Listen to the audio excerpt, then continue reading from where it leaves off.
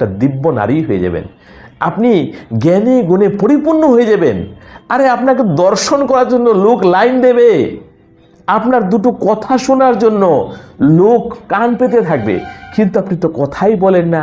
আপনি তো অন্তরের মধ্যে ভগবানকে বসিয়েছেন বা পরমাত্মাকে জেনেছেন, বা আপনি এতটাই শক্তিশালী হয়েছেন ভিতর থেকে, এতটাই বিদ্বান হয়েছেন, মহান হয়েছেন ভিতর থেকে, যে মানুষ আপনার ধারে কাছে গেলে সে পর্যন্ত শুদ্ধ হয়ে যায়, সে পর্যন্ত বলা বন্ধ করে দেয়, শুধু শুনতে থাকে আপনি কি বলছেন।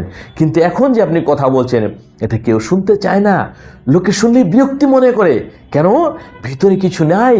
ও যে বললাম যে শূন্য কলস নড়ে বেশি আর খালি কলস বাজে বেশি। এখনকার যা আপনার অবস্থা, এতে আপনি কিচ্ছু নেই, শূন্য আছেন, একটা বড় শূন্য। এটাকে ভর্তি করতে হবে, তারপরে এর ফলাফল পাবেন। হরে কৃষ্ণ, হরে কৃষ্ণ।